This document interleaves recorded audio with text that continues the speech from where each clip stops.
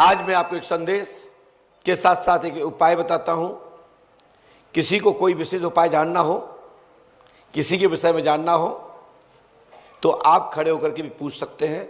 मैं उससे संबंधित उपाय बता देता हूं। यदि किसी को कोई उपाय ढूंढना हो किसी चीज का, तो अपनी बात रख सकते हैं। मैं उनको उपाय सरल विधि से बता देता हूं, और नहीं तो मैं अपनी तरफ से एक उपाय बताता हूं।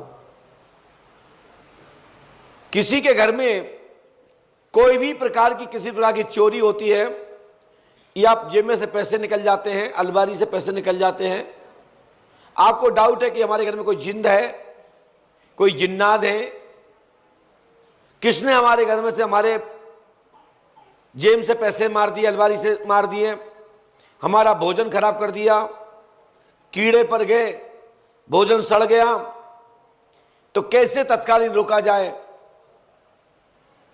तो इसके लिए साधारण है उपाय है कि बेल पत्र, जिसमें ये 3 पत्ते होते हैं, बेल पत्र के वृक्ष से 3 पत्ती वाला 11 बेल पत्री ले लीजिए, कटे फिटे ना हो।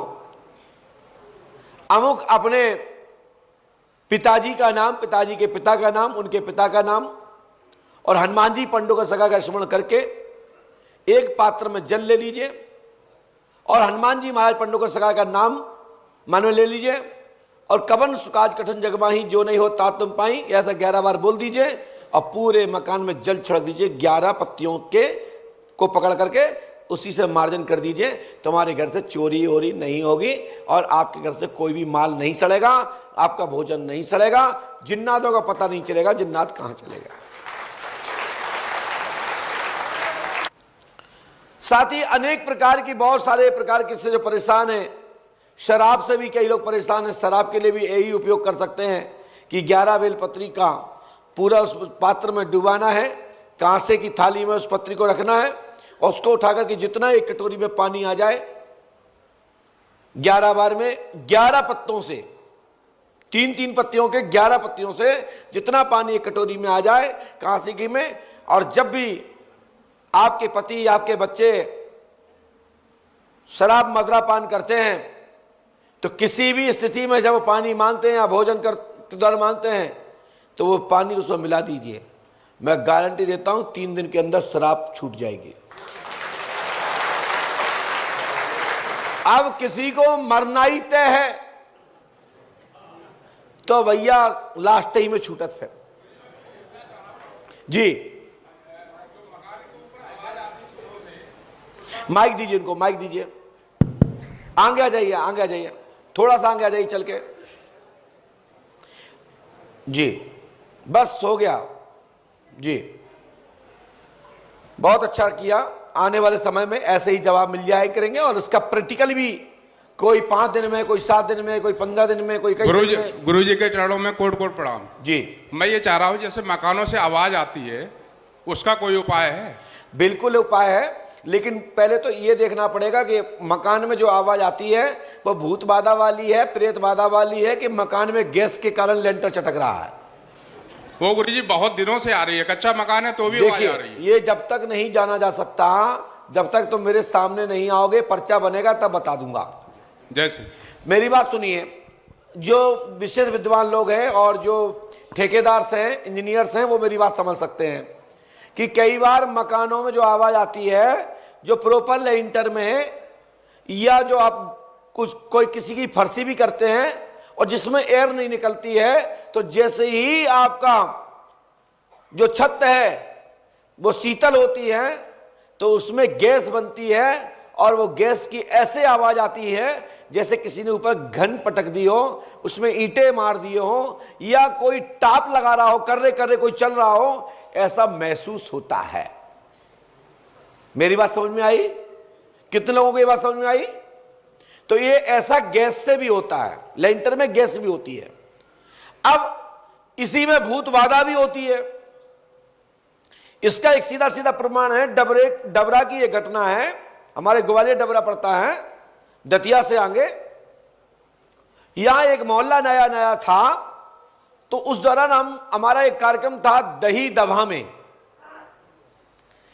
और यज्ञ चल रहा था। ये घटना है 2005 की। और जब हमसे पूछा किसी सज्जन ने कि महाराज हमारे घर में आवाज आ रही है, तो हमने कहा तुम्हारे घर में जिंद का चक्कर है और आप परसों तक ये मकान छोड़ देना, और नहीं तो ये तुम्हारे यहां जो पटिया चढ़े हैं वो जिंद उखाड़ उखाड़ के फेंकने लगेगा, घर में बचना मुश्किल पड़ जाएगा। तो भैया आप डबरा में जा सकते हैं, उनकी पूरी फैमिली बच गई। बगल वाली की फैमिली के साथ में यही हुआ कि जिंदों ने उठाई बड़ी बड़ी पाटें, यूं घुमाया फेंक दिया, कई लोग उस घर के लोग मर गए, बगल वाले घर में बचे रहे। 2 घरों में बड़ी बड़ी पटियों को उठाया और फेंका, सीधा शहर में रास्ते में पड़े। तो वो जिंद का चक्कर था, जिन्नादों का चक्कर था। ये प्रमाण 2005 की बात कर रहा हूं। वो फैमिली, वो परिवार, वो मोहल्ला आज भी सुरक्षित है। ये घटना वहां डबरा में जाके पूछ सकते हैं, और ये डबरा में, ये पेपर में भी छपा था उस दौरान।